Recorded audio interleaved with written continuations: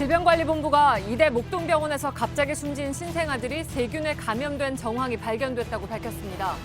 부검이 5명을 투입해 사인 규명 조사에 나선 국립과학수사연구원은 모든 아기들에게서 소대장의 가스 팽창 소견이 관찰된다면서 정확한 사망 원인은 정밀 감정이 필요하다고 밝혔습니다.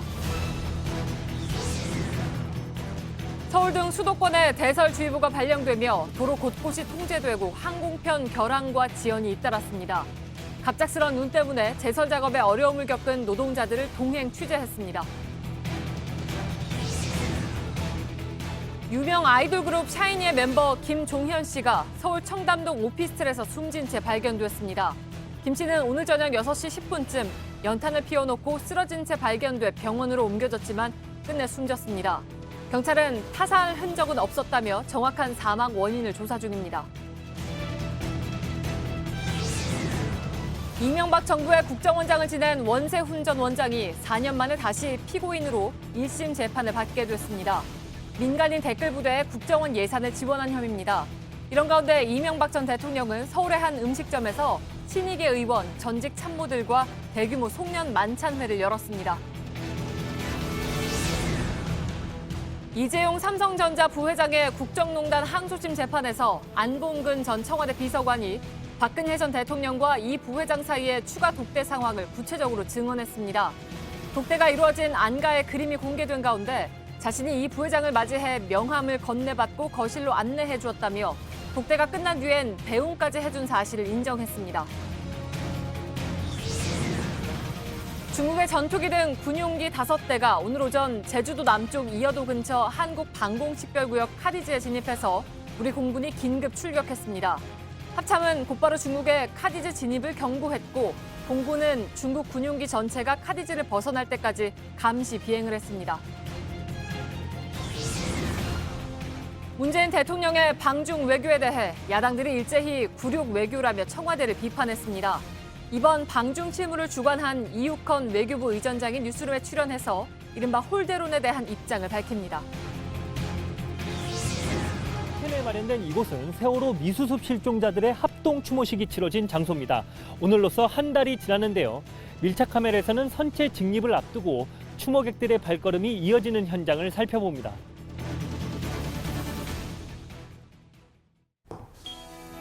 공기청정기가 도로 위로.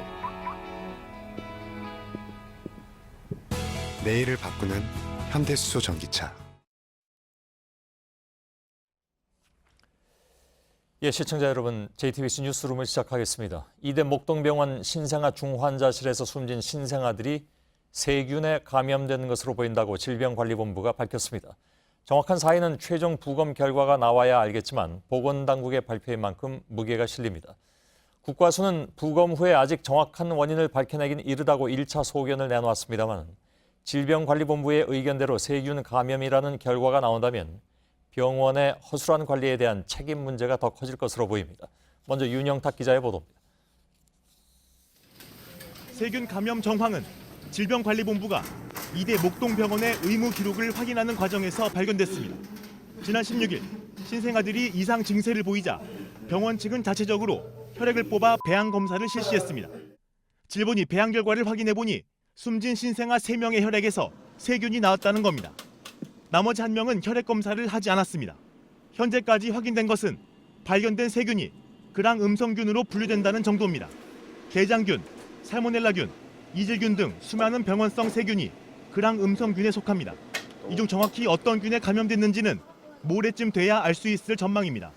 일부 전문가들은 복부가 부풀어 올랐다는 유가족들의 증언이 세균 감염에 의한 폐혈증 증상과 유사하다고 설명합니다.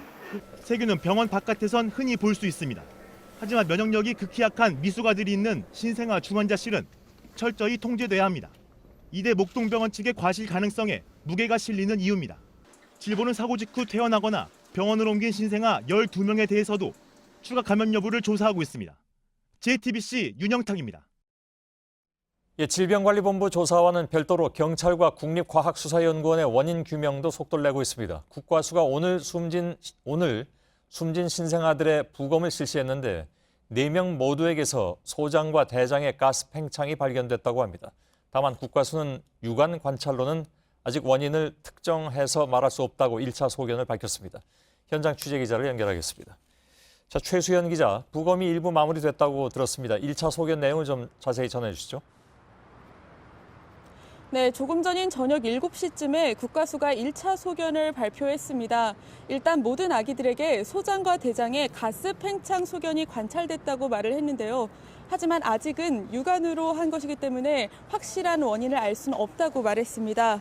앞으로 조직 현미경 검사 등을 통해서 장염 여부 등을 판단할 계획입니다. 예, 조금 전에 저희가 전해드렸는데 질병관리본부 쪽에서는 세균 감염의 가능성이 높다고 얘기를 했습니다. 그런데 지금 최수연 기자의 얘기대로 국과수에서는 아직 거기까지는 확정해서 얘기할 수 없다.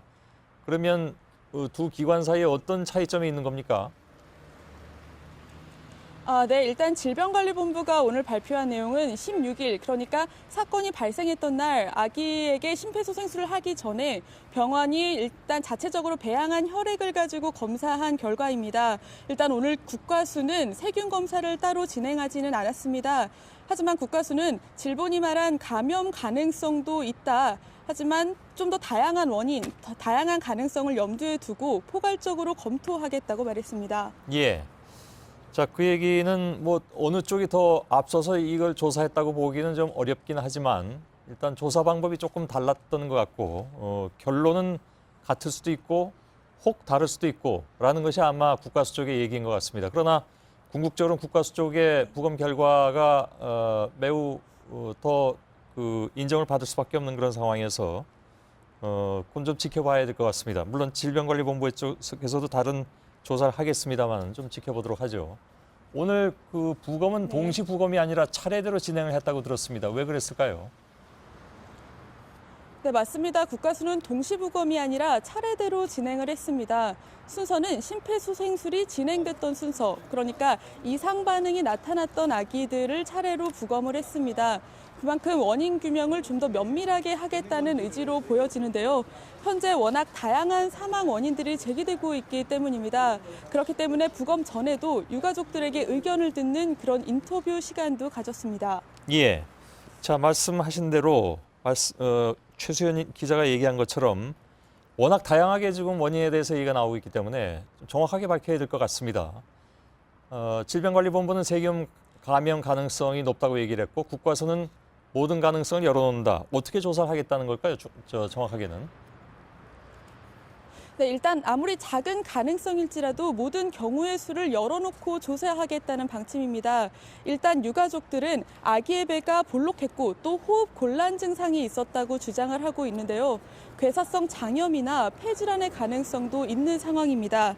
따라서 국과수는 세균 감염뿐만 아니라 의료진의 과실이나 또는 의료기기의 오작동 여부까지 포괄적으로 검토한다는 계획입니다. 예. 그러면 최종 국과수의 조사 결과는 언제쯤 나옵니까? 네, 그 부분은 아직 유동적입니다. 일반적으로는 한 달 내에는 결과가 나옵니다. 하지만 국과수가 워낙에 신중을 기하고 있기 때문에 시간은 조금 더 걸릴 수도 있습니다. 또 어떤 단서가 나오느냐에 따라서 진행해야 할 실험이 달라질 수도 있고 또 종류가 많아질 수도 있습니다. 예, 그렇군요. 의료진에 대한 경찰 수사는 어떻게 진행이 되고 있습니까? 네, 경찰은 사건 당시에 있었던 의료진 5명과 또 치료와 관련된 의료진 2명을 오늘까지 일단 1차 조사를 마쳤습니다. 또 아기들의 진료 기록과 신생아실 CCTV 등을 받아서 검토하고 있습니다. 또 워낙 사건이 이례적이기 때문에 앞으로는 광역수사대가 이 사건을 맡아서 집중적으로 원인 규명에 들어갈 예정입니다. 예. 빨리 좀 결과가 나와야 될 것 같습니다. 근데 오늘 국과수로 아이들을 보낸 부모님들의 심경이 굉장히 힘들었을 것 같습니다. 네, 맞습니다. 오늘 아침에 아기들은 하얀 상자에 담겨서 옮겨졌습니다. 지금 나오는 화면을 보시면요. 하얀 상자에는 아기들의 이름이 적혀져 있고요. 또 앰뷸런스로 들어가는 모습이 나옵니다. 부모들은 상자를 붙잡고 한참을 오열했습니다. 또 몸을 가누지 못하다가 서로 안고 괜찮다고 그렇게 위로하고 쓰다듬기도 했습니다. 예. 자, 최수연 기자가 전해드렸습니다. 질병관리본부가 감염 가능성을 조사하면서 병원의 신생아실 부실 관리 여부에 대해서도 조사 필요성이 커졌습니다.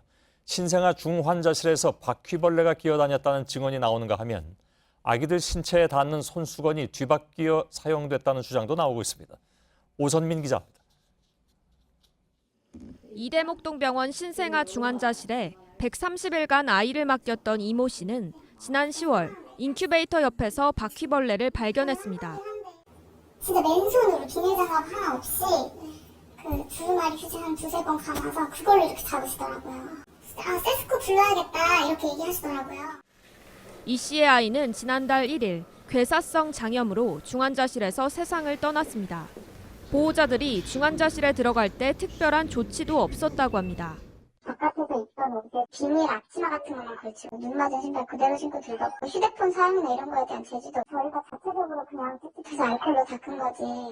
이번에 숨진 아기들과 같은 공간에 있던 신생아 부모들도 병원 위생이 늘 불안했다고 말합니다. 내가 갖다 준 손수건이 아닌데 어머니 거라고 나한테 준 손수건이 있어. 다른 애기끼리는 저한테 온 거죠. 바구니 같은데 그거만 젖꼭지가 이렇게 있어요. 근데 그거를 이렇게 집어갖고 그냥 바로 입에다 넣더라고요. 신생아실 위생이 어떤 규정에 따라 어떻게 관리되는지 철저한 조사가 필요해 보입니다. JTBC 오선민입니다. 병원 측은 숨진 신생아들이 중환자실에서도 상태가 좋지 않은 편이었다고 했습니다. 그러나 병원 측은 사망 당일 점심때까지도 아이들의 상태가 좋아지고 있다고 말한 것으로 확인됐습니다. 한 부모는 퇴원 권유를 여러 차례 받기도 했다고 말했습니다. 최하은 기자입니다. 이대목동병원은 숨진 4명이 상태가 가장 안 좋았던 아이들이라고 밝혔습니다. 16명 중에 가장 중한 환자들이 있는 구역에 있던 아이들이었습니다. 하지만 유족들은 사망 당일까지도 아이 상태가 좋아지고 있다고 알고 있었습니다.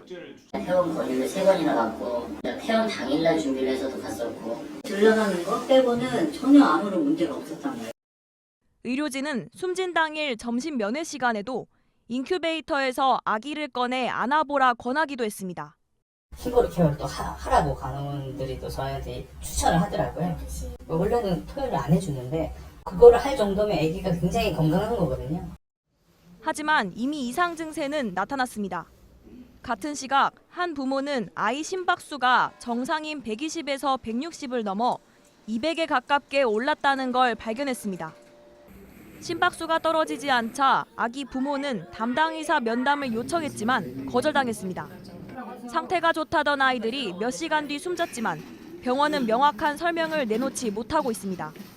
JTBC 최하은입니다.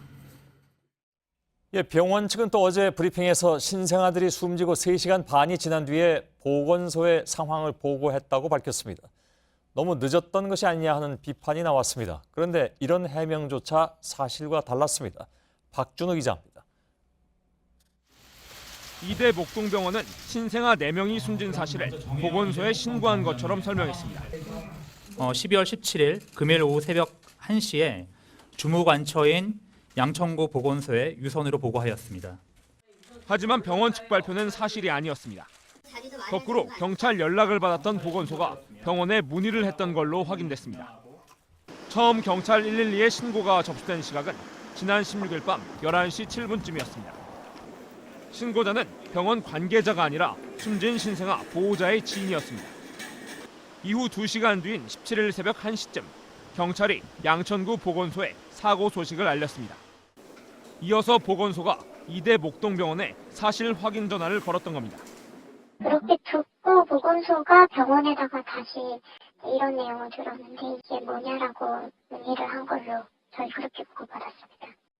결국 병원은 경찰이나 보건소 어디에도 신고한 적이 없는 셈입니다. 병원은 연쇄 사망 사고가 발생하면 관할 보건소에 알리고 역학조사를 받아야 합니다. 이대목동병원은 이런 절차를 어기고 자진 신고한 것처럼 발표했습니다. JTBC 박준우입니다. 관련해서 저희들이 따로 취재한 내용은 2부에서 좀 더 자세히 전해드리겠습니다. 오늘 수도권과 강원 등 중부지방에는 기상청 예상보다 많은 눈이 내렸습니다. 특히 대설특보가 내려진 서울에는 5cm가 넘는 눈이 쌓이면서 올겨울 들어서 가장 많은 적설량을 기록했습니다. 3,400여 명이 800대의 제설 차량을 동원해서 눈을 치웠지만 시내 곳곳에서는 차량 정체가 이어졌습니다. 하늘길도 불편을 겪었습니다. 서준석 기자가 취재했습니다. 어둑어둑한 새벽, 붉은 눈발이 얼굴을 때립니다. 강풍기를 맨 성태기 씨가 거리를 훑습니다. 안경엔 성에가 가득 찼고 머리엔 눈이 쌓였습니다. 큰 눈이 오자 구청 제설팀이 밤새 작업에 나선 겁니다.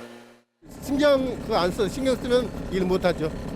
주민들이 잘 다닐 수 있게끔만 하는 거죠. 눈이 예보되면서 제설 인력들은 밤새 비상이 걸렸습니다. 새벽 내내 실시간으로 강설량을 확인하고 제설 기지를 오가야 했습니다. 염화칼슘을 실은 덤프트럭은 휴식 시간 없이 거리를 돌았습니다. 야간에 하는 일을 많이 해서요. 몸이 그쪽으로 이렇게 리듬이 굉장히 맞춰진 것 같아요. 하지만 인력만으로는 역부족이었습니다. 서울 도심도로 여러 곳에 녹은 눈이 얼어붙어 차량 운행에 곤란을 겪었습니다.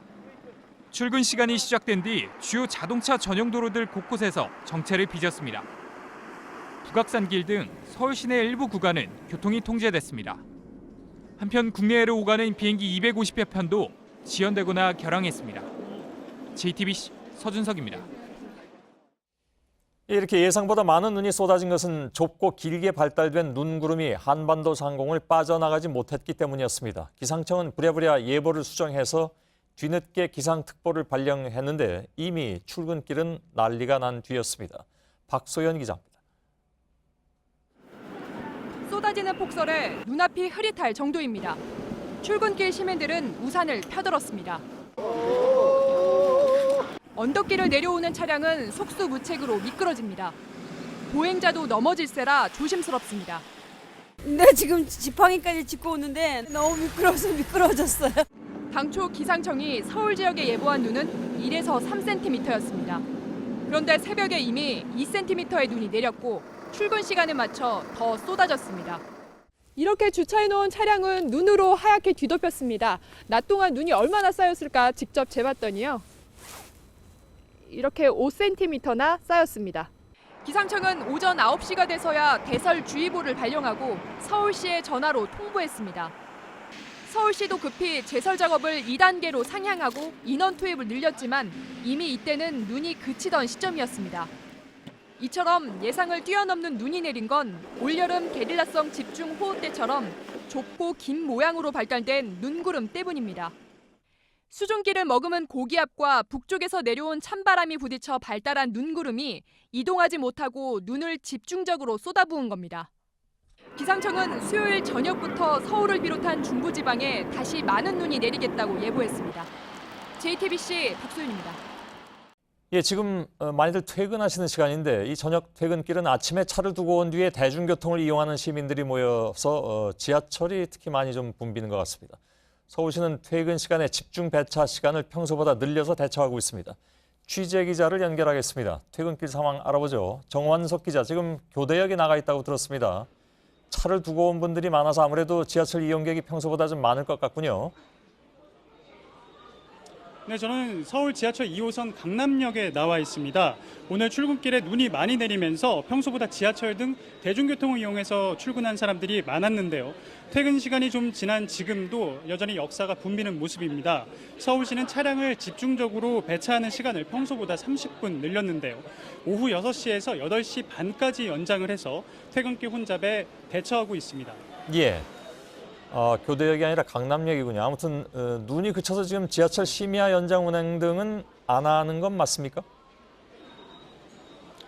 네, 그렇습니다. 서울의 경우에는 오늘 오후부터 눈이 그치면서 대설주의보가 해제됐습니다. 이에 따라서 지하철도 연장 운행까지는 하지 않기로 했는데요. 일단은 승객이 집중되는 시간에 지하철도 집중 배치한다, 이런 계획입니다. 예. 자, 오늘 빙판길도 아직 남아있는 곳들도 있을 것 같은데 내일 더 춥다고 하죠. 길이 더 미끄러울 것 같습니다. 그렇습니다. 오늘은 눈은 많이 왔지만 기온이 오후 들어서 영상에 머물렀기 때문에 도로 사정이 나쁘진 않았습니다. 하지만 주택가나 이면도로 등은 눈이 마르지 않은 상태에 녹아있기 때문에 내일은 서울이 오전에 영하 7도로 떨어지면서 빙판길이 아침에 많아질 것으로 보입니다. 이 때문에 내일 출근길에는 미끄러지지 않도록 주의하셔야겠습니다. 예, 차를 두고 온 분들이 좀 많이 계셔서 교통 상황은 평소보다는 좀 낫지 않을까 싶기도 한데 어떻습니까? 파악해 본 바로는? 네, 그래서 서울 강변북로나 올림픽도로 같은 경우에는 이런 간선도로는 현재 소통이 원활한 것으로 나타나고 있습니다. 광화문과 시청광장 주변 등 상습 정체 구간만 지금 약간 막히는 것으로 나타나고 있는데요. 눈 때문에 시민들이 차를 두고 나왔기 때문에 평소에 비해서 주요 도로가 더 막히거나 하지는 않는 것으로 보입니다. 예, 알겠습니다. 강남역에 나가 있는 정원석 기자였습니다. 유명 아이돌 그룹 샤이니의 종현, 본명 김종현 씨가 숨졌습니다. 경찰은 김종현 씨가 갈탄을 피우고 자살한 것으로 보고 있습니다. 보도국 취재기자를 잠깐 연결하겠습니다. 자, 서효정 기자, 저녁 늦게 이 소식을 들어서 많은 분들이 좀 놀라셨을 것 같습니다. 쓰러진 채 발견된 게 오늘 저녁이라면서요? 네, 김종현 씨가 서울 청담동의 한 레지던스에서 쓰러진 채 발견된 건 오늘 오후 6시 10분쯤입니다. 구급대가 심정지 상태인 종현에게 심폐소생술을 하면서 바로 건국대병원으로 이송했는데요. 심폐소생술을 하는 도중에 결국 사망한 것으로 확인됐습니다. 현재 시신은 건국대병원 영안실에 안치돼 있습니다. 예. 자, 혹시 사망 원인이 나왔습니까? 주변에선 일단 갈탄이 발견됐다고 하던데. 네, 경찰은 일단 종현이 자살을 했을 가능성이 큰 것으로 보고 있습니다. 친누나가 동생이 연락이 안 된다면서 신고를 했고 경찰이 휴대폰 위치 추적을 해서 바로 출동을 했는데요. 레지던스 객실 탁자 위 후라이팬에 번개탄과 갈탄 같은 것을 피워놓고 바닥에 쓰러져 있었다는 겁니다. 또 종현이 친누나에게 자살을 암시하는 문자 메시지를 보낸 사실도 확인됐습니다. 이 레지던스는 종현이 오늘 낮 12시쯤 이틀간 묵겠다면서 예약한 곳이었다고 합니다. 예. 그러나 아직까지는 자살 추정으로 봐야 할 것 같습니다.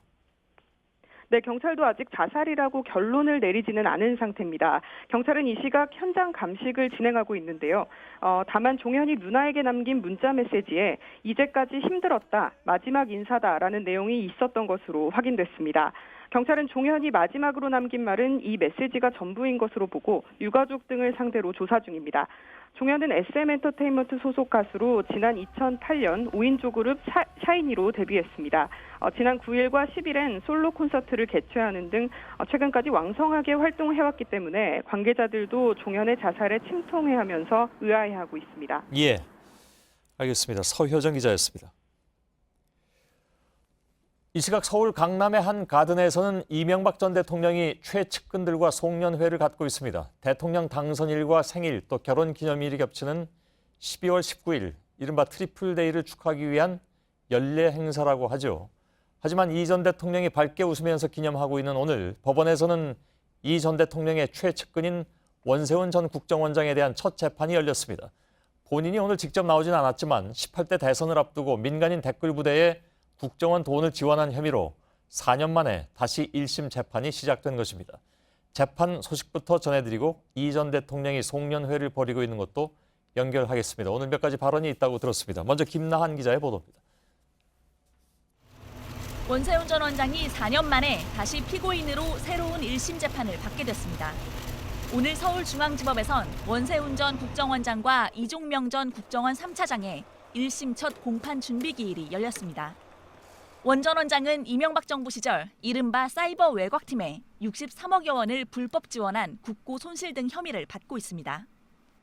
검찰은 63억여 원 중 47억여 원을 지원하는 과정에선 이 전 차장도 공모했다고 보고 있습니다. 앞서 원 전 원장은 이명박 정부에서 국정원 내부 직원들을 동원해 불법 댓글 활동 등을 벌인 혐의로 2013년 재판에 넘겨졌습니다. 이 사건으로 지난 8월 파기환송심에서 징역 4년을 선고받고 법정 구속됐습니다. 대법원 판결을 기다리는 상황에서 또 다른 사건의 1심 재판이 시작된 겁니다. 피고인이 꼭 나오지 않아도 되는 오늘 준비 절차엔 출석하지 않았습니다. 또 오늘 법원에선 국정원 댓글 공작 등과 관련한 1심 재판 4건이 동시에 열렸습니다. 윗선으로 지목받는 원 전 원장을 포함해 유성옥 전 심리전단장과 신승균 전 국익전략실장, 실제 외곽팀을 관리한 심리전단 직원 10명이 각각 재판을 받았습니다. 국정원 공작에 대한 진상규명이 이제 법정에서 본격화되고 있습니다. JTBC 김나한입니다. 예, 말씀드린 것처럼 이명박 전 대통령은 이 시간 현재 서울 강남에서 측근들과 함께 송년회를 열고 있습니다. 오늘도 여러 가지 입장을 밝혔다고 하는데 현장 취재 기자를 연결해서 잠깐 좀 들어보도록 하겠습니다. 이희정 기자가 나가 있습니다. 자, 이명박 전 대통령이 송년회가 열리는 음식점에 들어가기 전에 몇 가지 현안에 대해서 입장을 밝혔다면서요. 네, 저녁 6시 반부터 시작된 송년회는 지금도 진행 중입니다. 이 전 대통령은 이곳에 6시 44분쯤 도착해서 기다리고 있던 취재진들에게 몇 가지 입장을 밝히고 들어갔는데요. 직접 들어보시죠. 우리 국민들이 나라 안팎에서 일어나는 데 대해서 많은 걱정들을 하고 계시는 것 같습니다. 내 자신도 어쩌면 국격이라든가 국익이라는 측면에서 많은 생각을 하게 됩니다. 예. 네, 이 전 대통령은 특히 이 대한민국은 작은 나라가 아니라면서 이 문재인 대통령의 베이징 연설을 연상시키는 발언을 하기도 했습니다. 예. 그 인터뷰 중에 뭐 국격이라는 단어가 또 나왔는데 그 단어는 사실 이명박 정부 때부터 본격적으로 쓰기 시작했는데 오늘 그 얘기를 또 듣게 되는군요. 근데 지금 내용을 들어보면 아무튼 우회해서 현 정부에 대한 불만을 표시하는 것으로 들리긴 합니다. 다스에 대한 질문도 나왔다고요? 네, 이 전 대통령은 이 다스 실소유주 논란에 대해서 여러 가지 의혹이 일고 있는 상황임에도 불구하고 본인이 말할 입장은 아니라는 식의 이야기를 했습니다. 다스 질문에 유독 불편한 기색을 내비쳤는데요. 들어보시죠.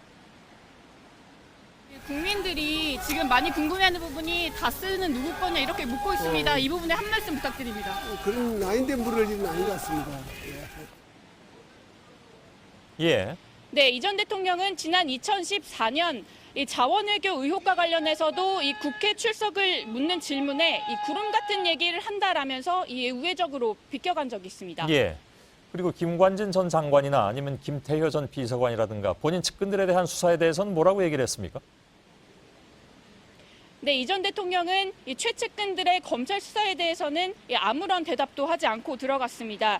특히 문재인 정부의 이 적폐청산 기조에 대해서도 오늘 말을 유독 아끼는 모습이었는데요. 다만 앞서 지난 13일 이 MB 청와대 참모들과의 저녁 자리에서 우리가 잘못한 일이 없다. 그러니까 당당하게 임하라라면서 이 검찰 수사에 대해서 우회적으로 불만의 표시를 나타낸 적이 있습니다. 따라서 오늘 이 자리에서도 이와 비슷한 뉘앙스의 발언이 있을 걸로 예상됩니다. 예. 자, 오늘 송년회는 뭐 늘 매년 측근들과 함께하는 연례 행사인데 많이들 모였습니까? 네, 내일은 이 전 대통령의 생일과 그리고 결혼기념일 그리고 대통령 당선인일이 겹치는 날입니다. 따라서 매년 같은 시간 이 같은 장소에서 만찬을 열어왔는데요. 오늘 같은 경우에는 이 자유한국당과 바른정당에 각각 흩어져 있는 이 주호영 권성동 의원을 비롯해서 조혜진, 이재호 전 의원 등 이 전현직 친이계 의원들 약 40명 정도가 모여 있습니다. 예. 조금 아까 그 이명박 전 대통령 인터뷰할 때 그 뒤에서 이렇게 소리 지르는 그런 그 소리가 들렸는데 일부 시민들이 시위를 하고 있다면서요? 네, 송년회가 열리고 있는 이 식당 주변에는 이 아직까지도 이명박 전 대통령의 수사를 촉구하는 시민들의 시위가 이어지고 있습니다. 이들은 이 지금 들리는 대로 이 전 대통령의 구속을 요청하면서 이 적폐 원흉 등을 외치고 있습니다.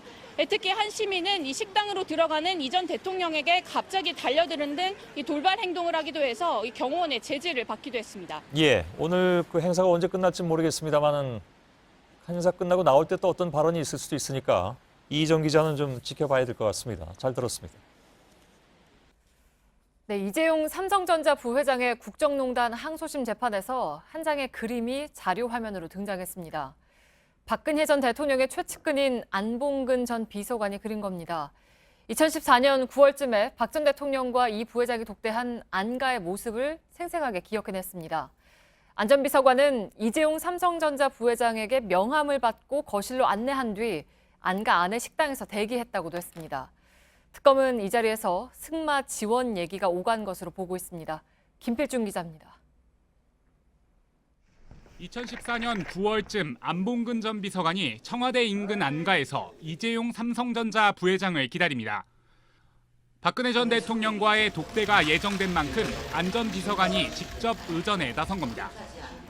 안 전 비서관이 그림으로 표현한 당시 구조도에 따르면 안가에 도착한 이 부회장을 복도에서 만나 명함을 받고 번호를 저장한 뒤 독대 장소인 거실로 안내합니다. 두 사람의 대화를 위해 뒤이어 도착한 박 전 대통령을 거실로 안내하고 본인은 대식당으로 향합니다. 대식당에는 안종범 전 수석도 대기 중이었습니다. 면담이 종료된 뒤 정원에서 대기하던 차에 이 부회장이 오르고 안전비서관이 배웅합니다. 오늘 열린 이 부회장의 항소심 재판에서 증인으로 나온 안전비서관의 기억은 생생하고 구체적이었습니다. 그동안 박 전 대통령과 이 부회장의 추가 독대 의혹이 제기됐지만 1심 재판부는 2014년 9월 안가에서의 독대는 없었다고 판단했습니다. 하지만 특검은 안전비서관의 진술에 따라 추가 독대가 있었고 해당 독대에서 승마 지원 등 부정한 청탁이 오갔다고 보고 있습니다. 이 부회장 측 변호인단은 즉각 반발했습니다. 이 부회장 명함엔 핸드폰 번호가 없을 뿐더러 안전비서관이 정확한 독대 시점을 기억하지 못한다고 주장했습니다. JTBC 김필주입니다. 우병우 전 민정수석이 구속 이후 처음으로 검찰청에 나와 조사받고 있습니다. 혐의를 거의 부인하고 있습니다. 하지만 일부 사실관계를 인정할 때면 박근혜 전 대통령의 지시였다는 걸 강조하는 것으로 전해집니다. 과학계 블랙리스트 작성이 대표적인데 박 전 대통령의 추가 혐의가 드러날지 주목됩니다. 임지수 기자입니다. 양복 차림에 포승줄에 묶인 우병우 전 청와대 민정수석이 포송차에서 내립니다. 지난 15일 구속된 이후 처음으로 검찰에 나와 조사를 받는 겁니다. 우 전 수석은 지난달 2번의 검찰 조사에서 대부분 혐의를 부인한 바 있습니다. 국정원 직원들의 주장일 뿐이라면서 사실관계를 부인하거나 박근혜 전 대통령 지시라 따랐을 뿐이라며 책임을 회피했다는 겁니다. 특히 우 전 수석은 지난해 6월 과학계 블랙리스트를 작성한 것도 박 전 대통령 지시였다고 주장한 것으로 전해졌습니다. 검찰은 박근혜 정부 청와대가 당초 올해 말 예정돼 있었던 19대 대선을 의식해서 이 같은 일을 꾸몄다고 보고 있습니다. 우 전 수석의 구속영장 내용에는 지난해 4.13 총선에서 신용현, 오세정, 박경미 의원 등 당시 야당 성향의 과학계 인사들이 줄지어 정계에 진출하자 2017년 12월 예정된 대선 일정을 앞두고 대책 마련 필요성이 대두됐다고 적시돼 있습니다. 검찰은 우 전 수석을 상대로 몇 차례 더 조사를 한 뒤 박 전 대통령을 상대로도 사실관계를 추궁할 방침입니다. JTBC 임지수입니다. 네, 독일 검찰이 최순실 씨의 탈세와 자금 세탁 혐의를 수사하고 있다는 소식 지난해 처음 전해드렸습니다. 그런데 1년이 넘도록 별다른 소식이 들려오지 않았죠. 조용하던 독일 검찰을 독촉하기 위해서 법무부가 나섰습니다. 국정농단이 불거진 뒤 처음으로 최근 독일 법무부 관계자를 직접 만났다고 합니다. 심수미 기자입니다. 최순실 씨는 비덱호텔을 비롯해 독일 헤센주에만 30억 대의 부동산을 소유했던 것으로 알려져 있습니다. 또 비덱스포츠와 독일 내 다른 페이퍼 컴퍼니의 가상 거래를 통해 수천억 원대 자금을 세탁했다는 의혹을 받아왔습니다. 독일 헤센주 검찰은 지난해 5월부터 최 씨의 자국 내 탈세 등 혐의에 대해 수사를 벌이고 있습니다. Es ist eine Geldwäsche-Verdachtsanzeige bei der Staatsanwaltschaft Frankfurt eingegangen und in diesem Zusammenhang spielt sie eine Rolle.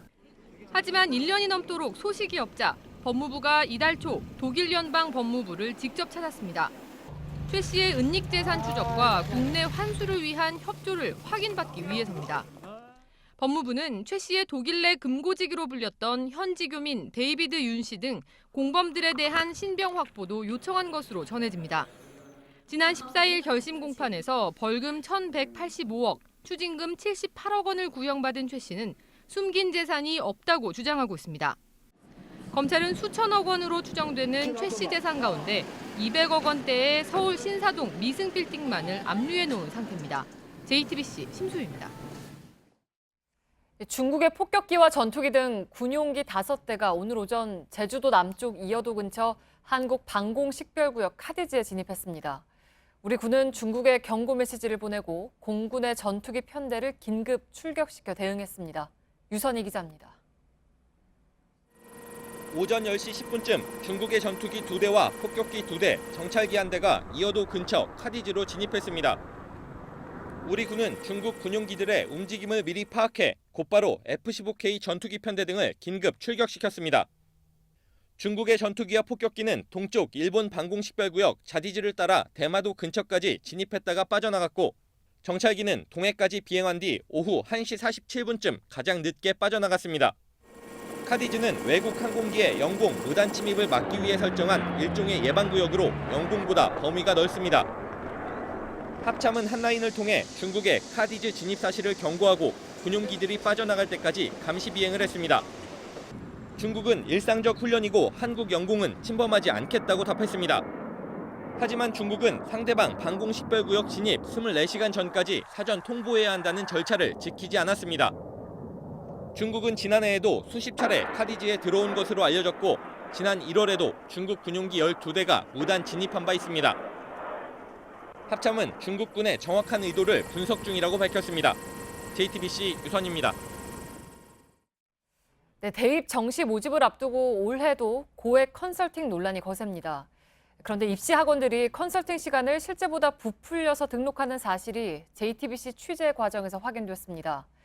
교육당국이 시간당 단가로 규제를 하니까 단속을 피하려는 꼼수입니다. 유한울 기자입니다. 다음 달 정시 지원을 앞둔 수험생들은 혼란스럽습니다. 영어도 절대평가가 되고 한국사도 필수되면서 바뀌는 게 많아지고 확실히 더 많은 정보가 필요한 것 같아요. 그 틈을 타 강남 학원가에선 입시 상담이 대목을 맞았습니다. 1회에 50만 원 진행되고요. 소요 시간은 1시간 정도 예상되고요. 상황에 따라서 좀 짧아질 수도 있고 조금 더 길어질 수도 있습니다. 학원 몇 군데를 직접 돌아보니 수강료는 1분에 10,000원 안팎, 관할 교육지원청이 정한 기준인 분당 5,000원의 2배 수준입니다. 그런데 교육행정정보 사이트에는 단속을 피하기 위해 허위 정보를 올리고 있습니다. 상담 시간을 실제보다 2배로 부풀려 강습료 단가 기준을 지키는 것처럼 등록하는 겁니다. 아예 입시 상담을 한다는 사실을 등록하지 않은 학원도 있습니다. 이날 같은 경우에는 워낙 학원량이 많고 입력량도 많고 하니까 속도를 또 못 따라갈 때가 있어요. 교육부는 지난주부터 전국 입시 학원을 대상으로 특별 점검에 들어갔습니다. 하지만 이런 식의 소극적인 대처로는 학원에 면죄부만 줄 뿐입니다. JTBC 유한울입니다. 네, 지난달 서울 종로의 한 족발집에 대한 법원의 강제 집행이 이루어지는 와중에 식당 주인의 손가락이 절단되는 사고가 있었습니다. 그런데 당시 법원 집행관이 사설업체 직원들을 불법으로 동원해서 징계를 당한 사실이 JTBC 취재 결과 확인됐습니다. 박민규 기자입니다. 남성 여러 명이 식당으로 들어와 주방에 있던 남성을 끌어냅니다. 9년째 이곳에서 식당을 운영하던 김우식 씨로 법원의 강제 집행 과정에서 왼손가락 4개가 부분 절단되는 중상을 입었습니다. 내가 넘어져갖고 이렇게 이런 상태가 있어요. 바닥에 안 잡혀 나가려고 여기 밑에를 잡았어요. 여기 밑에를. 날카로운 부분이 있어서. 그런데 당시 김 씨를 끌어낸 남성들 중 강제 집행에 참여할 수 없는 사람들이 포함된 걸로 확인됐습니다. 법원에 등록되지 않은 불법 인원들이 강제 집행에 참여했다는 겁니다. 이런 사실이 적발되면서 서울중앙지방법원은 최근 당시 집행관의 책임을 물어 과태료 200만 원의 처분을 내렸습니다. 법원이 노무자 관리 감독을 제대로 하지 않았다고 집행관에게 과태료 처분을 내린 건 처음입니다. 특히 해당 집행관이 사설업체를 동원하라고 건물주에게 적극적으로 권했던 정황도 파악됐습니다. 그런 사람이 있는지도 몰랐죠. 돈 쓰기 좋아하는 사람이 어디 있겠어요. 근데 그 사람들 얘기는 그 사람들의 돈을 합친 집행이 안 된다 이러니까. 집행관은 법원의 감독을 받는 개인 사업자로 일종의 법원 외주 직원입니다. 집행 건당 수수료를 받다 보니 빠른 집행을 위해 외주업체를 쓰라고 종용하는 관행이 이어지고 있습니다. 식당 주인 김 씨는 집행관 등을 검찰에 고소하는 한편 관리감독 소홀을 이유로 조만간 국가를 상대로 손해배상 소송도 제기할 예정입니다. JTBC 박민규입니다. 문재인 대통령이 중국 국빈 방문해서 중국으로부터 홀대를 받았다는 주장. 이것은 지금 문 대통령이 귀국한 지 이틀이 지났지만 여전히 야당에서 계속 쏟아져 나오고 있습니다. 오늘은 혼밥만 하고 왔지 한 일이 뭐가 있느냐 이런 주장까지 나왔죠.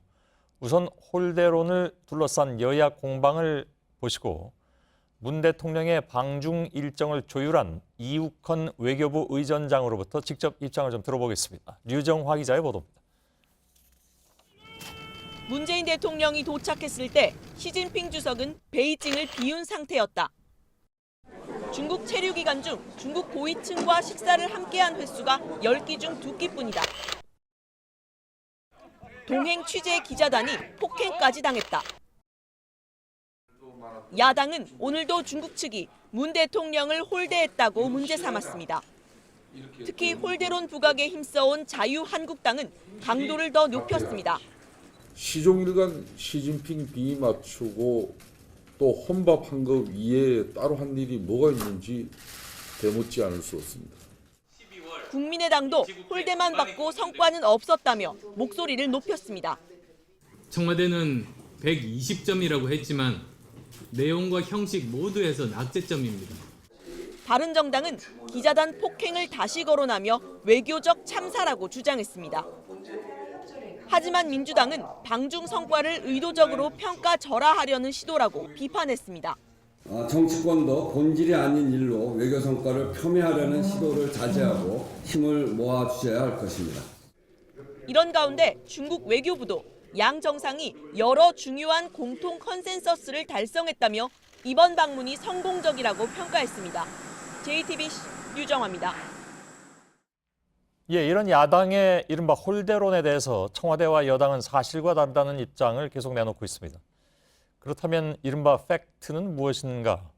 이번 방중 일정 조율 과정을 하나하나 짚어보도록 하겠습니다. 외교부의 이욱헌 의전장이 옆에 나와 있습니다. 어서 오십시오. 예, 직접 그러면 다 짜셨습니까? 네, 저희가 뭐 실무 책임자로 방중 일정을 준비하고 중국 주가도 협의를 했습니다.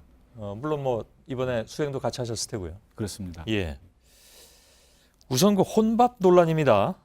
이제 국빈 방문이었는데 중국 측 인사와 식사를 한 것은 예를 들면 한 2끼뿐이다. 왜 혼밥을 했어야만 되느냐? 만나줄 사람이 없어서 그런 것이냐? 라는 얘기가 나왔습니다. 네. 예, 상당히 좀 안타까운 논란이라고 생각이 됩니다. 사실 12월 14일 중국 서민식당에서 조찬을 하게 된 것은 문재인 대통령께서 중국 또는 중국인의 마음을 얻을 수 있는 일정을 만들어 보라는 이런 특별한 지시가 있었습니다. 그래서 저희가 여러 사례 또 전례 등을 연구를 해서 중국인들이 애용하는 그런 이제 서민식당에 가는 것이 좋겠다 해서 중국 측과도 협의를 했고요. 중국 측에서도 아주 뭐 훌륭한 생각이라는 그런 반응을 보였습니다. 그래서 어떻게 보면 혼밥이 아니라 중국인 14억 중국 인민들하고 중국 국민들하고 식사를 했다고 이렇게 해석을 할 수도 있을 것 같고요. 뭐 아시는 바와 같이 조찬 행사는 중국 언론이나 또 SNS 등에서 많이 보도가 되었고 중국 국민들로부터 아주 높은 호응을 받았습니다. 그리고 또 아시는 바와 같이 사실 뭐 사드 문제로 한한령이다 이런 얘기도 있었습니다만은 이렇게 중국 국민들에게 다가가는 그런 일정을 통해서 한한령을 부식시키고 녹이는데도 상당히 일조를 하지 않았느냐 저는 이렇게 생각을 합니다. 그러니까 그것도 지금 그러니까 이욱헌 의전장께서 그쪽 실무자하고 같이 협의해서 그럼 장소 같은 것도 정했다 그런 말씀. 그렇습니다. 근데 이제 사실 그 정상회담은 동선 하나하나가 사전에 서로 협의하고 의견을 구한다든가. 그래서 사실 이제 합의까지 이루어져야만 가능한 거 아닌가요? 그렇습니다. 제가 알기로는 그런데. 예, 그렇습니다. 모든 일정에 대해서는 양국 당사 해당 기관 간에 사전에 긴밀히 또 협의를 하고 또 합의를 해서 추진이 되고 있습니다. 이제 지금 이것을 비판하는 쪽에서는 중국 측이 혹시 이런 문제에 대해서는 소홀하게 나왔던 것이 아니냐라는 의심을 하고 있는 것 같아서요. 저희가 보기에는 뭐 소홀하지는 않았다고 생각하고요.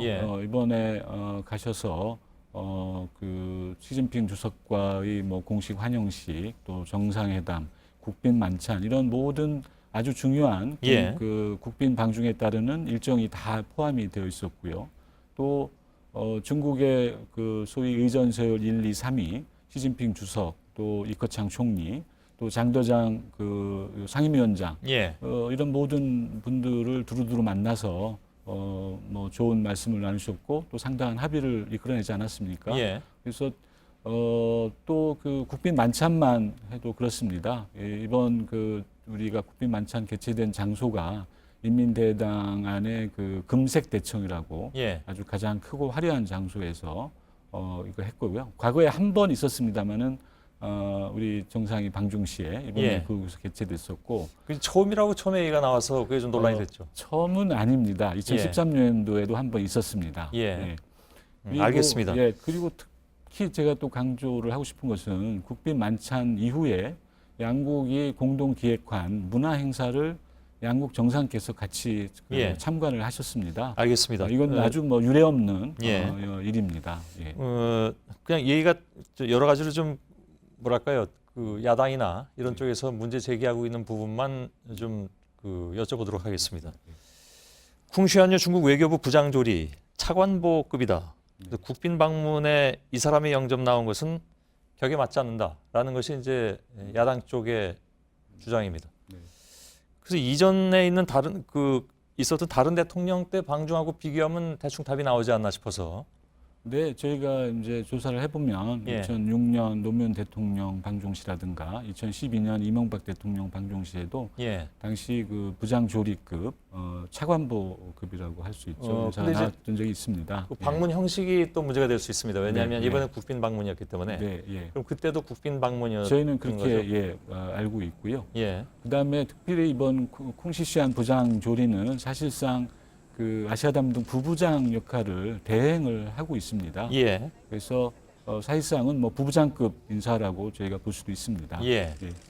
뭐 기왕이면 차관보급이 아니라 조금 더 급수가 되는 사람이 나왔으면 좋겠다는 생각도 하십니까?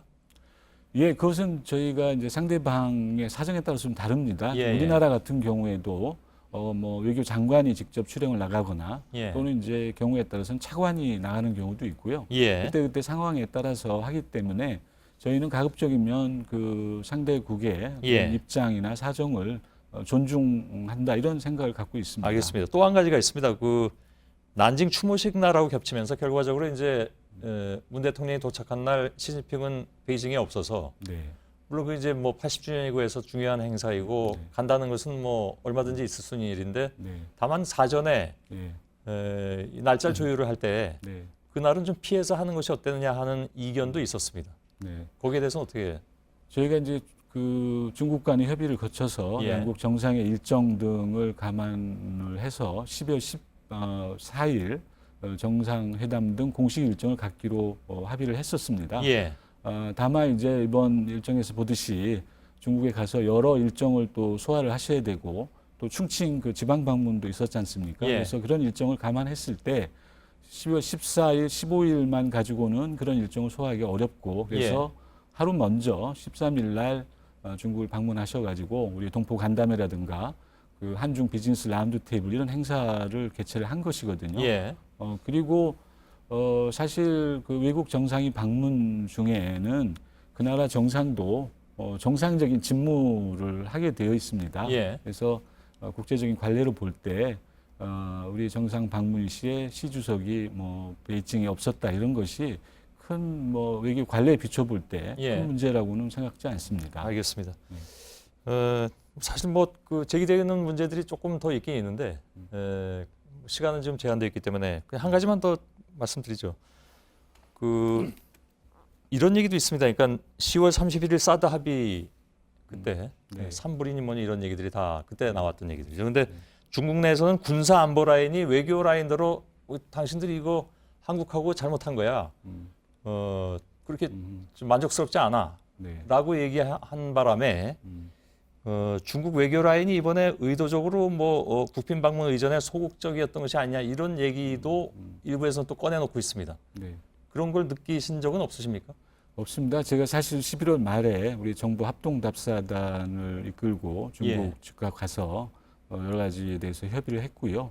또 여러 채널을 통해서 뭐 우리 주 중국 대사관 등 여러 채널을 통해서 협의를 했습니다마는 제가 뭐 중국 측이 우리 그 일정 주선에 소극적이라고는 전혀 느끼지를 못했고요. 그리고 실제 일정에서 나타난 바와 같이 필요한 모든 일정이 다 포함이 되어 있었고 중국 측은 나름대로 여러 의미 있는 일정 또 충분한 이유를 제공했다고 생각합니다.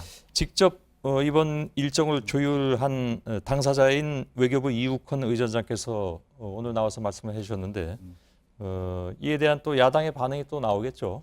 예. 그럼 뭐 어떤 반응이 나오는지는 좀 지켜보도록 하겠습니다. 제가 뭐 행사 이렇게 실무를 준비한 실무자 입장으로서 이런 논란이 된 것에 상당히 좀 송구스러운 마음을 갖고 있습니다. 다만 이제 사실 이런 거에 대해서 중국 측도 좀 의아하다는 이런 또 생각을 하고 있고 또 중국 측 입장도 저희가 좀 생각할 필요가 있지 않나 이런 생각이 듭니다. 예, 알겠습니다. 오늘 말씀 잘 들었습니다. 감사합니다. 예. 그런가 하면 임종석 대통령 비서실장의 아랍에미리트 특사 방문과 관련해서는 각종 주장과 추측성 보도가 이어지고 있습니다. 오늘 일부 언론은 정부의 탈원전 정책에 불만을 가진 아랍에미리트를 달래기 위해서 간 것이다 이렇게 보도가 나오면서 단독 입수했다는 사진까지 공개가 됐죠. 청와대는 보도 내용도 사진 설명도 모두 사실이 아니라고 반박했습니다. 고석승 기자입니다. 임종석 비서실장이 아랍에미리트의 무함마드 왕세제와 만나 대화하는 모습이 담긴 사진입니다. 한 언론은 오늘 이 사진을 단독 입수했다면서 임 실장이 원전과 관련된 불만을 무마시키기 위해 아랍에미리트를 방문한 것이라고 주장했습니다. 사진 속 면담 자리에 칼둔 아랍에미리트 원자력공사 이사회 의장이 참석했다는 게 보도의 근거입니다.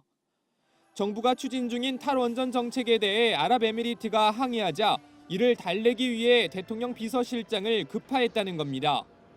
확인 결과 이 언론이 현지 소식통으로부터 받았다는 사진은 지난 11일 무함마드 왕세제가 자신의 인스타그램 계정에 올린 것과 동일한 사진입니다.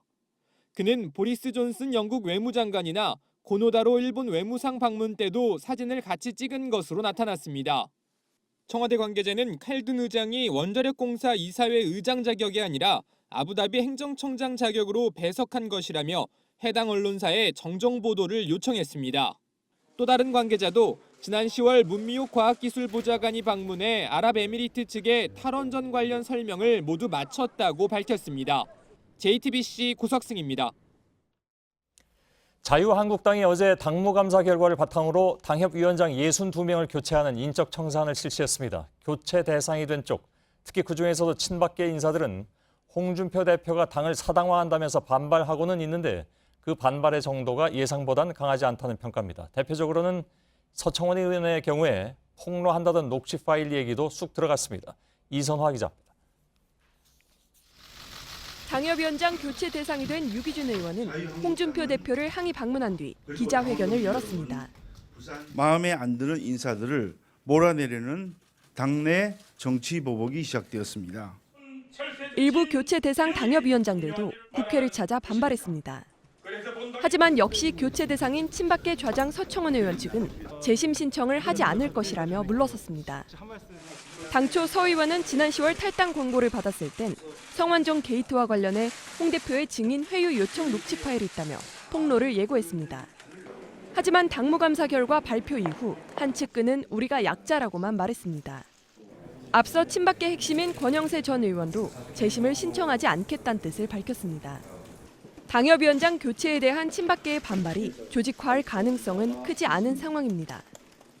퇴출을 면한 친박계 의원들도 홍 대표를 비난하면서도 구명운동엔 나서진 않고 있습니다. 이런 가운데 홍 대표 측은 당무감사위원회가 친박계 이정현 대표 때 꾸려진 조직이라며 번복은 있을 수 없다고 밝혔습니다. JTBC 이선아입니다. 미 국방부가 미확인 비행물체 UFO에 대한 비밀 연구 프로젝트를 진행해왔다고 인정했습니다. 미군 조종사들이 비행을 하다가 UFO를 발견했고 실제 전투기에 포착된 화면을 토대로 연구해왔습니다. 이지은 기자입니다. 미군 전투기 레이더에 포착된 물체입니다. 지난 2004년 샌디에고 인근으로 추정되는데 매우 빠른 속도로 이동합니다.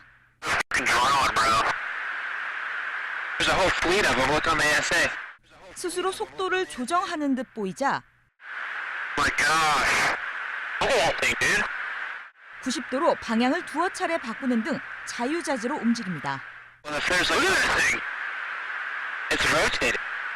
뉴욕타임스는 미 국방부가 이 같은 영상들을 분석하며 UFO 연구를 진행해온 사실을 처음으로 인정했다고 보도했습니다. 관련 연구는 2007년부터 미 국방정보국에서 비밀리에 시작됐습니다. 지금까지 2,200만 달러, 240억 원가량이 지원됐다는 겁니다. 미 국방부는 예산 절감을 이유로 2012년 연구를 공식적으로 중단했다고 설명했습니다. 하지만 중앙정보국 CIA 등은 UFO 연구를 계속해왔다고 이 매체는 전했습니다.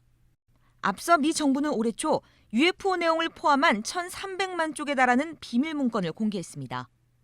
여기에서 일부는 정찰기 등으로 결론 내렸지만 적지 않은 비행 물체에 대해선 명확한 근거를 달지 못했습니다. JTBC 이지은입니다.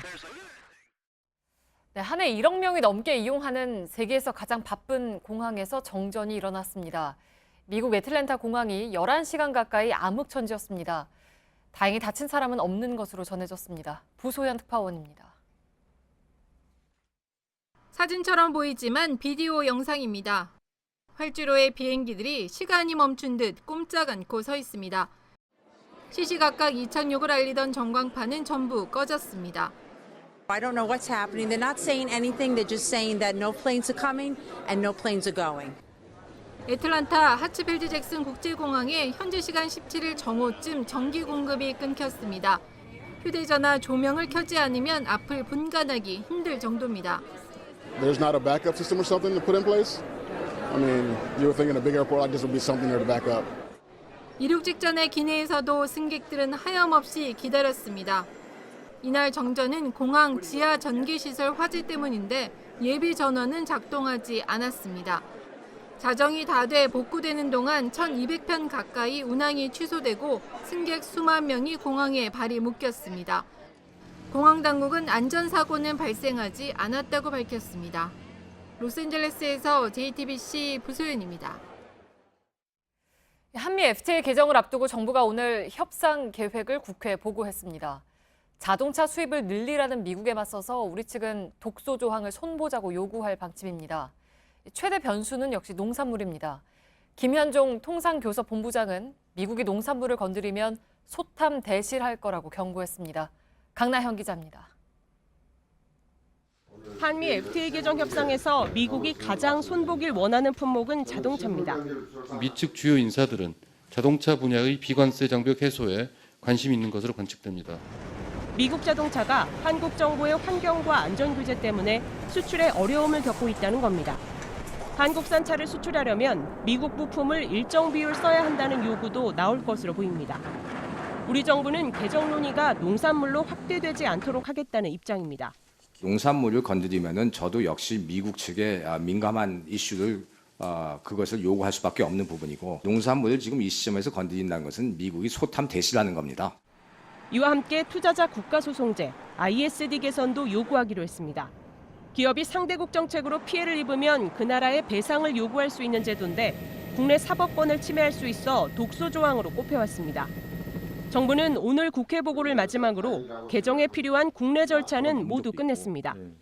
이에 따라 빠르면 올해 말이나 내년 초 협상을 시작해 3, 4주 간격으로 후속 협상을 이어갈 계획입니다. JTBC 강나현입니다. 오늘 오후 2시 40분쯤 경기도 평택의 한 아파트 건설 현장 20층 높이에서 타워 크레인 윗부분이 아래로 꺾이는 사고가 발생했습니다. 이 사고로 타워 크레인에서 작업하던 53살 정모 씨가 추락해 인근 병원으로 옮겨졌지만 숨졌습니다. 함께 있던 48살 이모 씨 등 노동자 4명은 추락 충격으로 부상을 입고 병원에서 치료 중입니다. 내년 1월부터 기초연금을 받을 수 있는 소득 기준액이 혼자 사는 노인의 경우 월 130만 원 이하로 조정됩니다. 지금까지는 119만 원이었습니다. 부부 가구의 경우 190만 4천 원에서 208만 원으로 올라갑니다. 복지부는 전체 노인의 소득 분포, 물가 상승률 등을 반영해서 기준액을 조정했다고 밝혔습니다. 필리핀에 태풍 카이탁이 상륙하면서 지난 16일과 17일 보라카이 섬에 한국인 관광객 400여 명의 발이 한때 묶였습니다. 외교부는 현지 시간 18일 오전부터 보라카이 섬에서 깔리보 국제공항이 있는 파나이 섬으로 가는 배편 운행이 재개됐다고 밝혔습니다. 제때 찾아가지 않아서 보험사에 쌓여있는 보험금이 7조 4천억 원, 가입자는 900만 명에 달하는 것으로 나타났습니다. 금융위원회는 이처럼 잊혀진 보험금을 한 번에 찾는 통합 조회 사이트 내 보험 찾아줌을 오늘부터 운영한다고 밝혔습니다.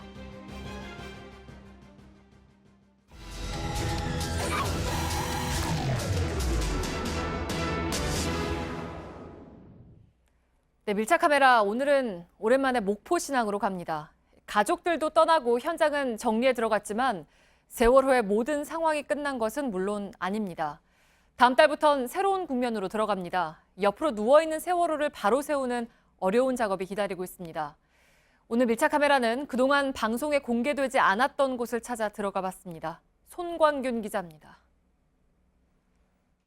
이곳은 세월호가 인양되어 있는 목포 신항입니다. 제 뒤에 있는 이 흰색 천막은 세월호 미수습 실종자 5명의 합동 추모식이 진행됐던 공간입니다. 지금으로부터 한 달 전의 일인데요. 시간이 흐르면서 현재는 비워진 상태입니다. 이 뒤쪽도 당시 합동 추모식이 진행된 공간인데요. 현재는 당시에 사용된 의자와 테이블이 철거를 위해서 정리된 상황입니다.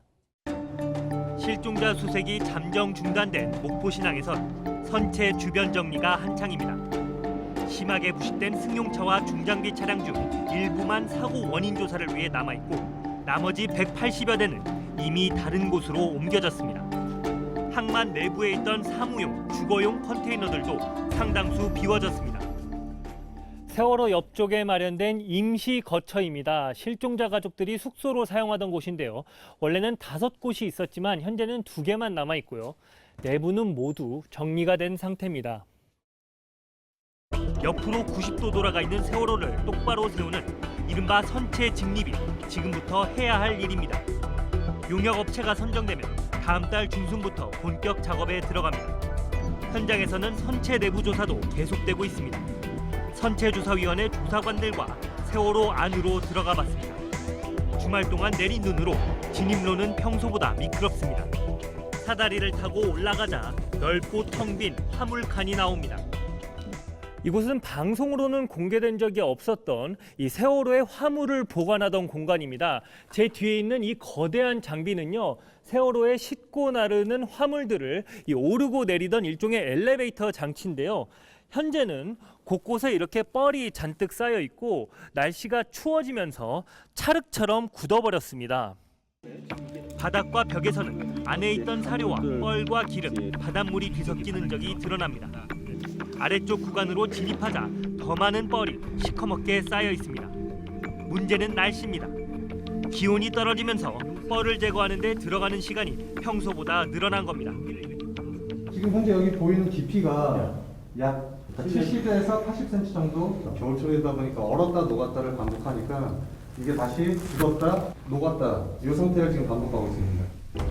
현재 조사를 진행하는 구역에서만 40톤이 넘는 뻘이 남아 있습니다. 정확한 사고 원인 규명을 위해서도 이달 안에 뻘은 제거해야 합니다. 외판의 손상 여부를 보기 위해서는 내부에 있는 뻘을 제거해야지만 내부에 구조적인 문제가 있는 것을 확인할 수가 있기 때문에 뻘을 제거해야 되는 것은 우선적인 과제라고 할 수 있겠습니다. 현장을 관리하는 해양수산부도 바빠졌습니다. 해수부는 현장 수습 본부장을 겸임하는 세월호 후속대책 추진단장을 민간 전문가에게 맡기기로 했습니다. 지난달 수습 현장에서 유골을 발견하고도 미수습자 가족들에게 통보하지 않아 비판을 받았기 때문입니다. 선체 내부에서 수거되는 뻘 전부를 외부에 보관했다가 세척해 유골이 있는지 여부를 확인할 계획입니다. 선체 직립 작업 준비에 속도가 붙으면서 이곳도 이르면 다음 달부터 다시 분주해질 전망입니다. 우여곡절을 겪고 있는 세월호 조사가 앞으로 제대로 진행될 수 있을지 주목됩니다. 밀착 카메라 손광균입니다. 편견의 말들과 반대로 달리기, 실패를 딛고서 묵묵히 달리기, 국내를 넘어서 세계로 달리기, 세상을 뒤집을 거꾸로 달리기. 그렇게 달려온 불굴의 15년, 앞으로 100년, 셀트리온이 다시 한번 진심의 길을 달려갑니다. 셀트리온이 합니다. 셀트리온.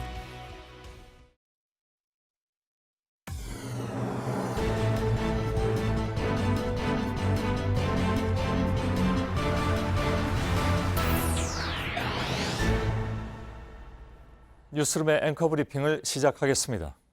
오전 내내 눈이 내렸습니다. 올겨울 들어 처음 제대로 쌓인 눈의 양은 예상치의 2배를 넘겨서 출근길을 엉망으로 만들었다지만 세상을 하얗게 덮어낸 눈의 풍경은 사람들의 탄성을 자아내기에 충분했습니다. 눈은 더러움과 추함을 가려주고 때론 마음의 상처마저 흰빛으로 덮어주는 치유의 이불이 되기도 하니까요. 오늘 아침 작은 종이 상자를 마주한 부모들의 머리 위에도 눈은 내렸습니다. 관이 작을수록 무게는 더 무겁다던 누군가의 말처럼 어린 자식을 떠나보내는 슬픔의 무게는 쉬이 가늠하기가 어렵습니다. 눈물 흘리는 사람들의 머리 위로 흩날리던 눈발과 그 광경을 지켜보던 시민들도 함께 안타까워하던 눈 내리는 서울 하늘. 며칠 전 막내 아들을 잃은 어머니의 머리 위에도 눈은 내렸을 것입니다. 나흘 전 열차 선로에서 작업하다 사망한 비정규직 노동자. 매일 화장대에 용돈을 꽂아두었던 아들의 죽음이 믿기지 않는 어머니는 연신 눈가를 닦아냈습니다. 다신 반복돼선 안 될 안타까운 죽음들. 그러나 세상은 어리석은 잘못을 끊임없이 되풀이하고 있고 사람들의 상처는 아물지 못한 채 계속 덧나고만 있는 것은 아닐까. 사람이 사는 마을 가장 낮은 곳으로 따뜻한 한방눈이 되어 내리자 우리가 눈발이라면 그 이에 깊고 붉은 상처 위에 돋는 새살이 되자. 그렇게 오늘 서울 하늘에선 모든 것을 품어낼 것만 같은 눈이, 아니 사실 눈 따위로는 치유할 수 없는 슬픔이, 그리고 시인에게는 진심으로 미안한 말이지만 그 시마저도 사치스럽게 느껴질 수도 있는 아픔이 차곡차곡 내려서 쌓인 아침이었습니다. 오늘의 앵커 브리핑이었습니다.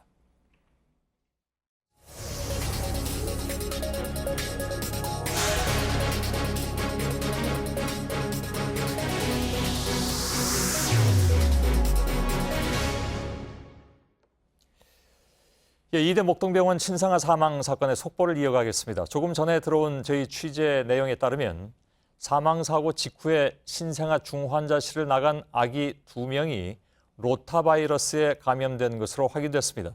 병원 측은 앞서서 로타바이러스 감염 판정을 받은 아기가 있었지만 격리를 했기 때문에 다른 신생아들에게 영향을 주지 않았다고 설명을 해왔습니다. 로타바이러스는 괴사성 장염의 원인 가운데 하나입니다. 현재 질병관리본부가 바이러스와는 다른 세균 감염 가능성을 의심하고 있지만 이번에 신생아 2명에게서 로타바이러스 확진이 확인된 만큼 이에 대한 역학조사도 시급해 보입니다. 이상화 기자의 보도입니다. 이대 목동병원은 사고 직후부터 전염병 가능성은 없다고 밝혔습니다. JTBC가 어제 신생아 중환자실에 로타바이러스 확진 아기가 1명 있었다고 보도했지만 격리를 했기 때문에 바이러스가 옮겨갈 가능성은 없다는 겁니다.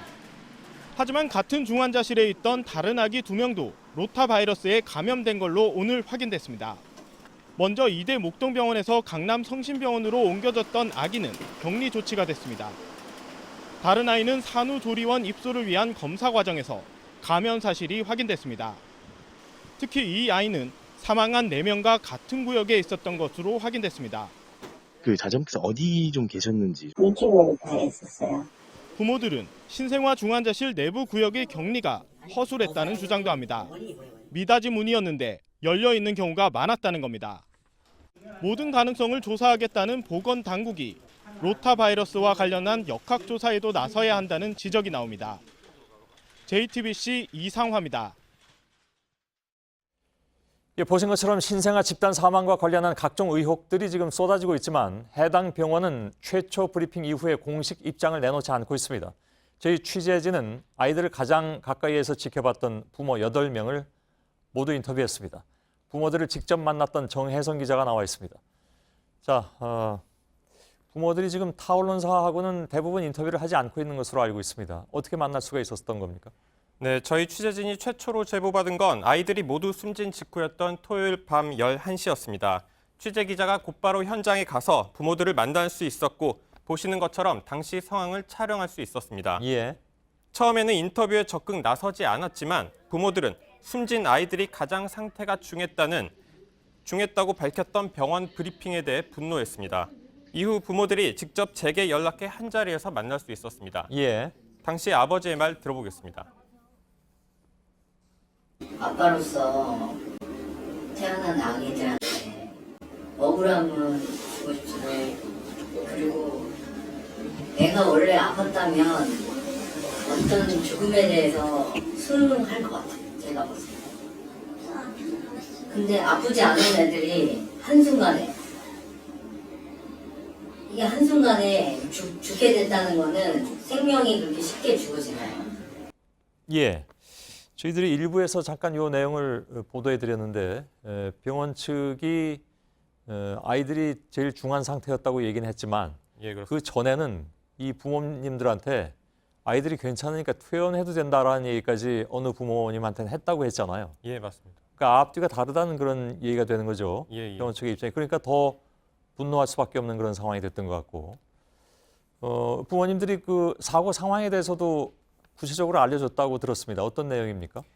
예, 한 아이의 아버지가 그려서 보내준 중환아 일실 배치도입니다. 이곳엔 인큐베이터 12개가 있습니다. 다른 배치도를 보면 중환아 2실 배치도도 볼 수 있는데 당시 숨진 아이 4명은 모두 중환아 1실에 있었습니다. 예. 특히 1실 가운데 부분에 모여 있는 걸 볼 수 있습니다. 2실의 경우 숨진 아이들이 나오지 않았습니다. 예. 배치도만 보면 1실에 뭔가 문제가 발생한 걸로 볼 수도 있겠군요. 특히 이제 숨진 4명의 아이들이 공통점이 있습니까? 네, 그렇습니다. 숨진 신생아 4명 가운데 3명에게서 세균 감염이 의심돼 조사가 들어간 아이는 가장 왼쪽에 있는 아이를 제외한 3명입니다. 예. 그림으로 보시면 가장 왼쪽 가장 위에 부분이 검진이 아직 안 된 상황이고요. 예. 그리고 이들 3명 모두 숨진 당일 점심 면회 때 인큐베이터가 열려 있었다는 증언이 나왔습니다. 당시 예. 증언 들어보시겠습니다. 토요일 점심 때 연애 때부터 애가 일단은 그 인큐베이터 구멍을 다 열어놓은 왜 개방시켰냐 했더니 아이가 일단은 열이 나는데 이 강사말이 이 중환아실이 좀 온도가 좀 더워서 혹은 뭐 수유를 해서 뭐 이런 식으로 또 별거 아니다라는 식으로. 예, 이건 처음 듣는 얘기 같은데 인큐베이터가 열려 있었다는 것은? 네, 맞습니다. 예. 네, 인큐베이터가 외부로부터 영향을 차단하기 위해 설치한 건데 이걸 열어놨다는 것은 부모들은 지금 이해를 하지 못하고 있습니다. 예. 또 다른 공통점은 세 아이 모두 젖병 수유를 했다는 점입니다. 숨지기 전날인 15일 2아이 그리고 14일 한 아이가 튜브가 아닌 젖병으로 수유를 했다는 점이 공통점입니다. 예. 자, 물론 이것으로 모든 것을 다 확정적으로 얘기할 수는 없습니다. 다만 이제 추정일 수밖에 없는데 위치가 우선 한 군데 모여 있었던 아이들이고 예, 그렇습니다. 인큐베이터가 열려 있었던 경우가 많이 있었고 또 젖병으로 수유를 했다라는 공통점이 있다 이런 얘기잖아요. 예, 부모들의 증언을 바탕으로 한 공통점입니다. 예, 예. 인큐베이터가 열려 있었던 걸 부모님들이 안 것은 그 토요일 점심이었습니까? 토요일 점심이 맞다면 당시 면회를 간 부모들은 그때부터 아이들의 몸 상태가 이상하다는 걸 알았다는 얘기일까요? 어떤 걸까요? 그 당시에 한 아이의 심박수가 급격히 올라갔었는데 아이 어머니는 2차례에 걸쳐 간호사에게 이미 아이의 심박수가 너무 높다고 말했었고 그 간호사는 두 번 똑같이 일시적인 현상이다라며 그렇게 넘겼다고 부모는 말하고 있습니다. 1분에 대략 200회가 넘었다고 했죠. 예, 그렇습니다. 예, 예. 그리고요, 담당 의사는? 이후 담당 의사가 왔지만 그 면회 시간이 1시까지입니다. 그 1시까지라는 걸 이유로 어머니를 다시 돌려보냈다고 했습니다. 예. 어머니의 말 들어보시겠습니다. 조금 머뭇머뭇하면서 지금 이제 시간도 다 됐고 이따 어차피 저녁에 오실 거 아니냐 그때 설명 들으시면 된다. 근데 제가 저 걱정돼서 못 가겠다고 좀 뵙고 가면 안 되냐고 다시 한번 요청을 드렸더니 일단 가시고. 예. 아이 어머니는 굉장히 불안한 상태였지만 아이 상태에 대한 설명은 그 누구에게도 듣지 못하고 발걸음을 돌린 겁니다. 예. 결국 이제 부모들은 아이가 위급한 뒤에야 연락을 받았다는 얘기가 되나요, 그러면? 네, 그렇습니다. 한 아버지는 아이들이 숨진 날 저녁, 그러니까 5시 20분쯤 의사가 아이들이 위급하다고 전화를 했는데 이렇게 말했다고 했습니다. 아버지의 말 들어보겠습니다. 예. 제가 그때는 좀 다급하게 물어봤어요. 애기한테 문제 있는 거 아니냐. 근데 그 레지던트 말이 지금도 제일 화가 나죠, 그게. 레지던트에 의뢰 있을 수 있는 이벤트다. 그 친구들은 이제 이런 이벤트라고 하는 사건을 이벤트라고 항상 써요. 예. 글쎄 이제 부모들 입장에선 의사들이 그렇게 쓰는 말에 대해서 이해할 수 없는 부분도 있을 겁니다. 이런 걸 이제 이벤트라고 얘기하고 있으니까 그게 굉장히 또 서운한 그런 상황이 됐을 수도 있고요. 그런데 또 다른 의혹을 제기하는 것이 있나요, 혹시? 네, 맞습니다. 오늘 아이들을 부검하면서 부모들의 위생 상태에 관한 내용들을 적어서 저에게 카톡으로 올려주셨는데 예. 이 카톡방이라는 게 저와 부모들이 함께 있는 단톡방입니다. 예. 이 중에 좀 충격적이었던 게 있었는데 사망한 날 아이를 안고 있는데 방 안에 날파리 비슷한 게 있다라는 증언이 있었습니다. 예. 감염 관리가 가장 철저하게 이루어져야 할 그곳에서 날파리가 발견된 겁니다. 부모 주장대로라면 중환자실에 멸균 관리가 제대로 되지 않았던 겁니다. 그렇겠군요. 근데 지금 계절적으로 봐도 날파리가 있을 만한 계절은 아닌 것 같은데 네. 그럼에도 불구하고 날파리가 날아다녔을 정도로 아무튼 관리는 잘 안 됐을 개연성이 무척 높다. 이렇게 이해가 될 것 같습니다. 알겠습니다. 예, 정혜성 기자였습니다.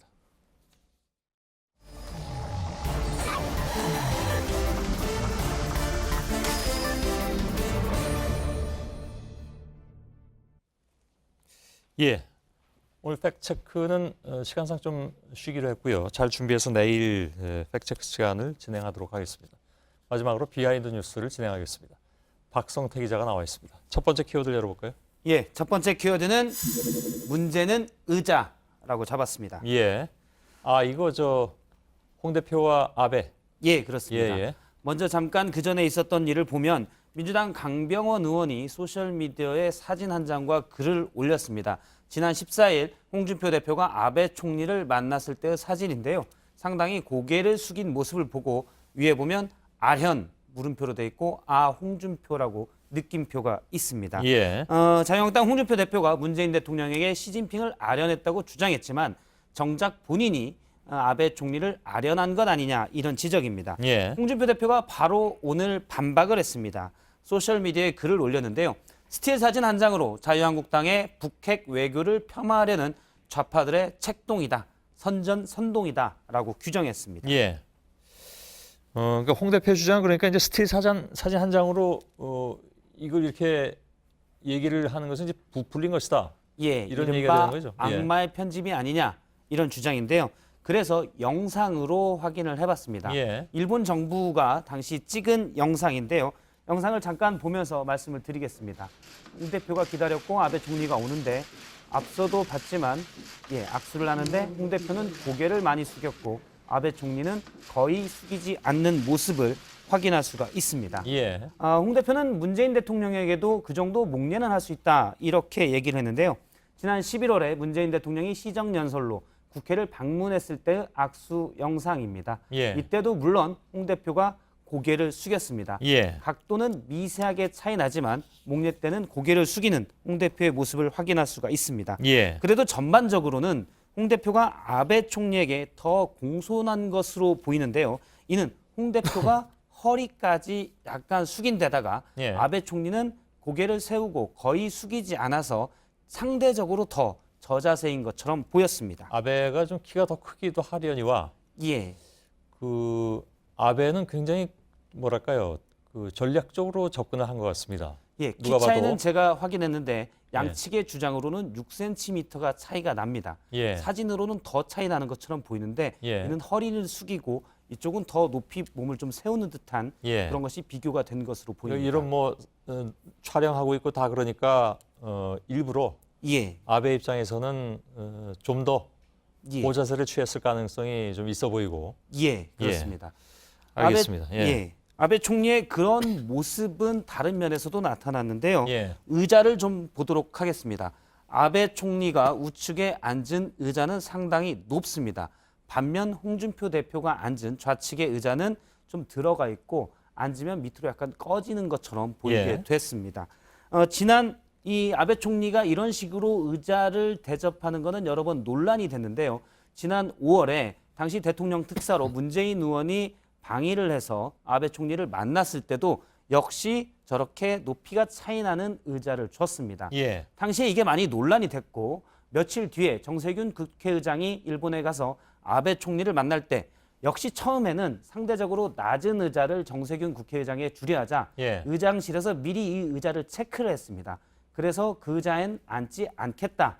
이렇게 해서 의자 교체를 강력히 요구했고 그래서 지금은 아베 총리와 정세균 국회의장이 같은 높이의 의자에 앉아 있습니다. 하지만 홍 대표 측은 제가 확인해 봤는데 의자에 이런 논란이 있는지를 체크를 못했었다 했고 그러다 보니 주는 대로 낮은 의자에 앉게 됐습니다. 아까 특사로 갔던 사람은 문희상 의원입니다. 예, 문희상. 알겠습니다. 아무튼 저 의자 하나까지도 굉장히 좀 일본 쪽에서는 의도적으로 신경 쓰는 그런 모습을 볼 수가 있네요. 예, 그렇습니다. 해체했느냐 못했느냐 하는 차원도 되는 것이고. 예, 맞습니다. 홍준표 대표는 그런데 대선 기간 중에는 아베 총리는 안중에 없다 이런 식의 표현을 쓴 바가 있습니다. 지난 5월에 했던 발언인데요. 직접 들어보겠습니다. 시진핑한테 내 약고 안 죽을 자신 있어요. 일본 아베 정권 그런 건 나는 안중에도 없습니다. 예, 안중에도 없다고 했지만 며칠 전에 악수를 할 때는 우선 눈은 똑바로 보진 않았습니다. 예, 알겠습니다. 두 번째 키워드는요? 두 번째 키워드는 자랑스럽지 않다로 잡았습니다. 예, 누구 얘기입니까? 네, 성균관대 총동문회가 매년 신년회 때 자랑스러운 성균인상을 시상하는데 내년 초 수상자 중 한 명으로 황교안 전 총리가 선정된 것으로 알려졌습니다. 그러자 총동문회 게시판에는 극히 일부 찬성하는 입장도 있었지만 대다수가 상당히 수상을 반대한다. 황교안 전 총리의 시상을 철회해달라. 이렇게 수많은 글을 올렸습니다. 동문들이 하는 황교안 수상 반대 서명 운동도 펼쳐졌는데요. 하루 만에 1,800여 명이 서명을 하기도 했습니다. 뭐 이렇게 선정하는 기준이 있을 거 아닙니까? 예, 총동문회에 기준 자체가 올라와 있었습니다. 읽어보면 사회 전체로 명망이 있거나 탁월한 성과를 낸 동문, 성균인의 표상으로 삼고자 하는 사람 이런 식으로 돼 있는데요. 황교안 전 총리는 탄핵된 박근혜 전 대통령의 당시 정부의 2인자 역할을 오래 했기 때문에 과연 저런 자격이 있는지는 의문입니다. 역시 동문들도 이런 부분에 대한 본원적인 의문을 제기를 했습니다. 반대 목소리가 높아서 총동문회 입장을 들으려고 오늘 수차례 연락을 시도했는데 전혀 닿지가 않았습니다. 반대 목소리가 높기 때문에 예전에도 다른 사람들을 보면 이런 경우가 종종 있었는데요. 수상자가 변경될 가능성도 있어 보입니다. 아, 그런가요? 뭐 두고 보죠. 마지막 키워드는요? 마지막 키워드는 그녀의 한으로 잡았습니다. 알 수 있을 것 같습니다. 누군지. 어제 오늘 계속 화제가 됐기 때문에. 한을 표출을 많이 했는데요. 어제 자유한국당 당무감사 결과 서초갑 당협위원장에서 탈락된 자유한국당 류여의 최고위원입니다.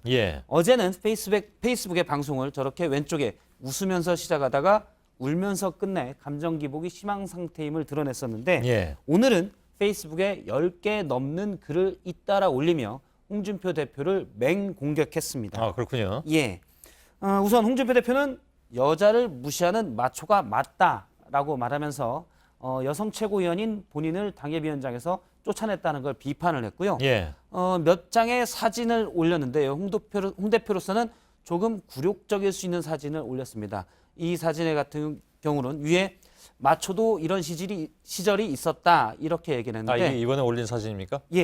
오늘 올린 사진입니다. 홍준표 대표가 한나라당 원내대표 시절 때 사진으로 확인이 됐습니다.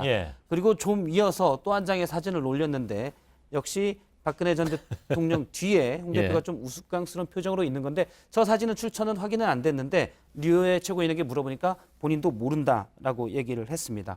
우선 찾아서 그냥 막 올린 것으로 보입니다. 그렇습니까? 그 류여의 최고위원은 한때 여자 홍준표라고 불렸던 사람 아닙니까 혹시? 그렇습니다. 돌출 발언에 돌출 행동으로 세간에서 여자 홍준표다 이렇게 불렸었고 이런 돌출적인 모습 때문에 지난 전당대회에서 2위로 최고위원에 선출되기도 했습니다. 그런데 류의 최고위원 측은 자신의 탈락 이유에 대해서 홍준표 대표 측이 여성 비례대표 한 명을 본인이 당협위원장을 맡던 쪽으로 밀고 있다라고 주장을 했습니다. 반면 일부 의원들은 홍준표 대표가 류의 최고위원의 돌출 발언이나 오버액션이 너무 나간다. 그러면서 싫어한다는 그런 식으로 해석을 하기도 했습니다. 어쨌든 류의 최고위원은 나는 친홍도 친박도 이제 아니다.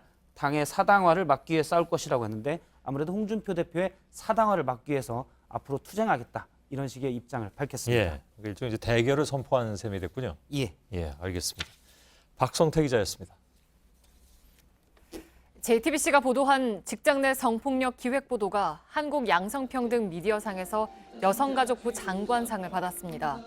JTBC 뉴스룸은 지난 5월 대기업에서 발생한 성추행 사건들과 사후 대처 문제를 지적한 데 이어서 지난 8월엔 상사 성폭력으로 자살한 해군 대위 사건의 이면을 보도했습니다. 네, 오늘 밤부터 다시 춥겠습니다. 경기와 강원 북부에 오늘 밤 한파주의보가 내려지고 내일 아침 서울은 영하 7도까지 떨어집니다. 예, 오늘 소셜 라이브가 진행이 되겠습니다. 기자들이 지금 와 있는데요. 잠시 후에 진행하도록 하겠습니다. 저희들은 내일도 최선을 다하겠습니다. 여러분 고맙습니다.